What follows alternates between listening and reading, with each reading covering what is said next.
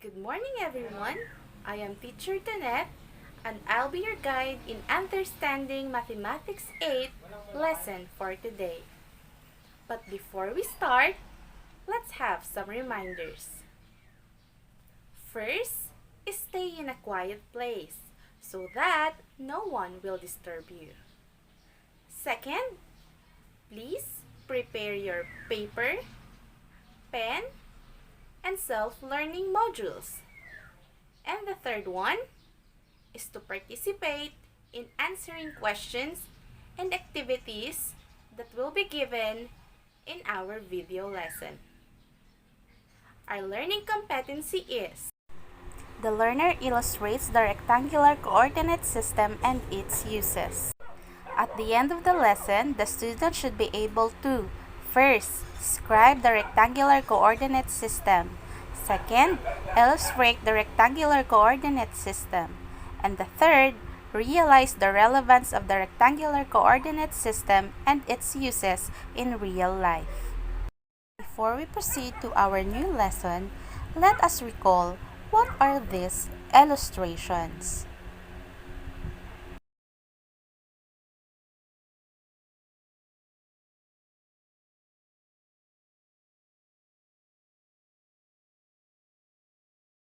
Correct! These are number lines. So let's recall what is a number line. Yes, a number line can be defined as a straight line with numbers placed at equal intervals or segments along its length. A number line can be extended infinitely in any direction and is usually represented horizontally. So below is an example. Now that you've remembered what number line is, we can now proceed to our new lesson, which is rectangular coordinate system. This is an example of a rectangular coordinate system.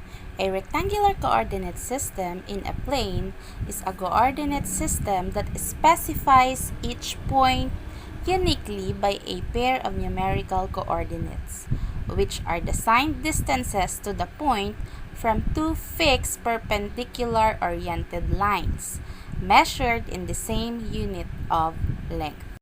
It was named after René Descartes, who is known as the father of modern mathematics.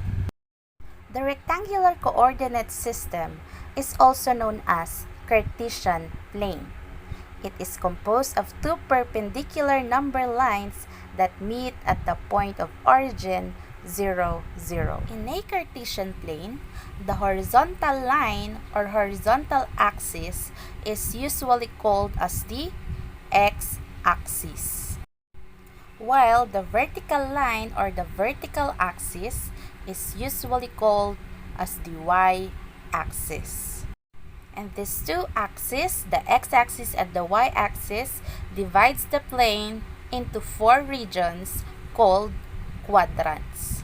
So as you can see in the figure, we have 1 or quadrant 1, quadrant 2, quadrant 3, and quadrant 4. This Cartesian plane now is composed of infinitely many points. And each point in the coordinate system is defined by an ordered pair of the form x, y, where x and y are real numbers. Always remember, x comes first before y. In an ordered pair, the first coordinate of a point is called as x-coordinate or abscissa, and the second coordinate is called the y-coordinate or ordinate. We call xy as an ordered pair because it is different from yx. The signs of the coordinates of a point tells us in which quadrant the point lies in a Cartesian plane. This is an illustration of the rectangular coordinate system, also known as the Cartesian plane. At the center, we have the point 0, 0, also known as the, correct, it is the origin. We also have the horizontal line known as the x-axis and the vertical line known as the y-axis. And in this figure, as you can see, the two lines divide the plane into 4 quadrants. Correct. We have quadrant 1, quadrant 2, quadrant 3, and quadrant 4. Remember, the signs of the coordinates of a point tells us in which quadrant the point lies. As you can see in the illustration in the quadrant 1, the points in the x-axis are all positive, and on the y-axis also positive, so its ordered pair has the sign of positive, positive. While on the second quadrant, the sign of the x-axis is negative and the y-axis is positive. Correct. So the sign of our coordinates is negative, positive. For quadrant 3, we have negative, negative because the x and the y-axis are both negative. And the quadrant 4, the x-axis is positive and the y-axis is negative. We have the sign of positive, negative. Now let's have an example. Indicate in which quadrant does each point lies. Given the points A, B, C, D, E and their coordinates, identify their quadrant. Let's start with point A with the coordinate of 3, 2 or positive 3, positive 2. In which quadrant does it lie? Correct. It is in the quadrant 1 because of the sign positive, positive. Let's proceed to point B, having negative 4, negative 5. In which quadrant does it lie? Correct. It lies in the quadrant 3 because of the sign negative, negative. How about point C? Negative 5, positive 5. You're right. It lies in the quadrant 2, having the sign of negative, positive. How about point D? 2, negative 4. You're correct. Point D lies in the quadrant 4 because of its coordinates having the sign of positive, negative. How about the last point? Point E with the coordinates of positive 5, positive 5. Very good. You got the final and correct answer. Point E lies in quadrant 1. You are really great and you got it. This is the graph of the point A to E with their coordinates. As you can see, in quadrant 1, we have point A and point E. In quadrant 2, we have point C. In quadrant 3, we have point B. In quadrant 4, we have point D. On my next video, we will study how to plot and graph points.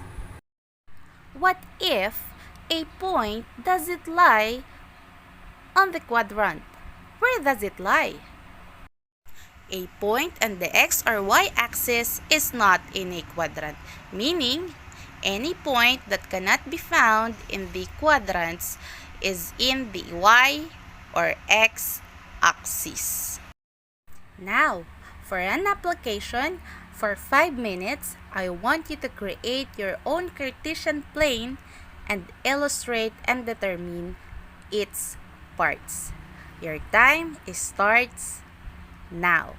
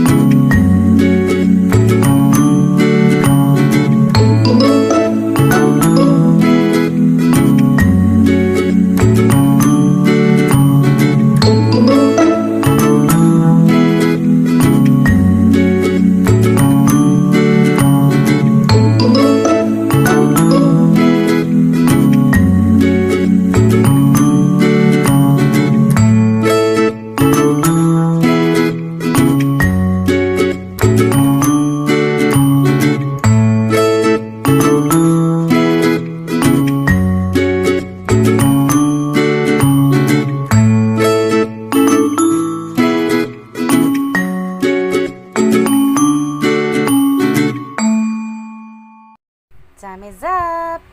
Great job! You have finished your work. Now, set aside your Cartesian plane and pass it to me on the day of the retrieval of modules. Did you ever think, why do we need to learn or understand Cartesian plane?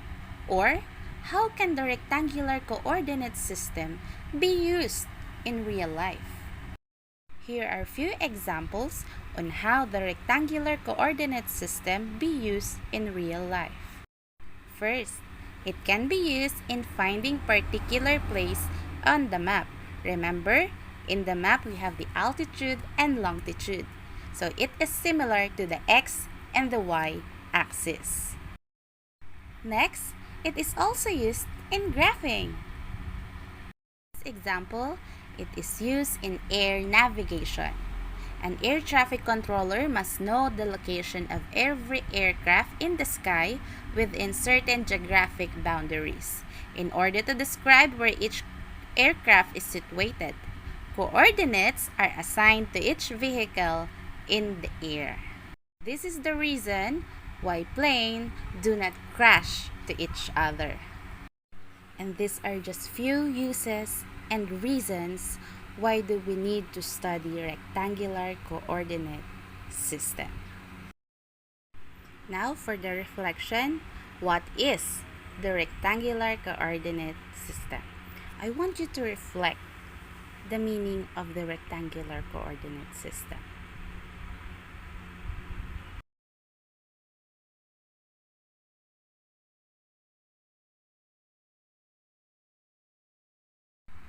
What is the relevance of learning the rectangular coordinate system? Think of it.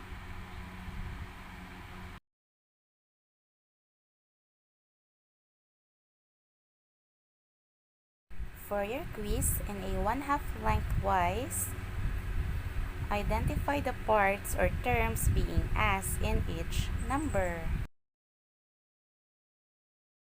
Number 1. Who is the father of modern mathematics? Number 2. It is the intersection of the x-axis and y-axis. Number 3. For the ordered pair xy, x is known as the x-coordinate. What is the other term for x-coordinate? Number 4. What is the other name of the rectangular coordinate system?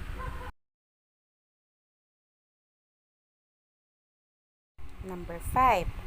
The plane is divided into 4 regions known as blank.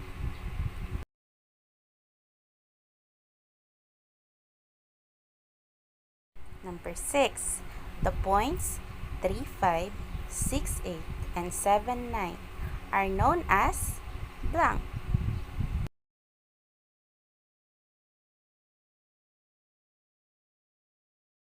Number 7. What term describes the vertical line?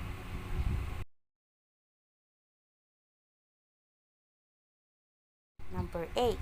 What term describes the horizontal line? For 9 to 13, tell whether which quadrant the following points belong.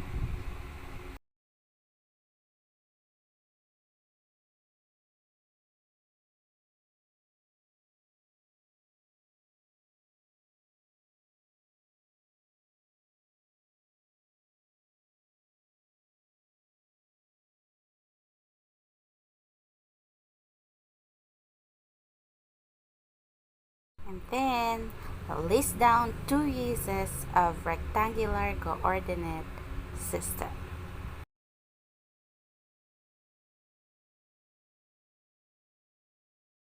For your assignment, list down 5 ordered pairs and determine their quadrants.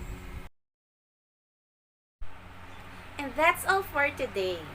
I hope you learned a lot and hope to see you on our next video. Thank you. Bye-bye.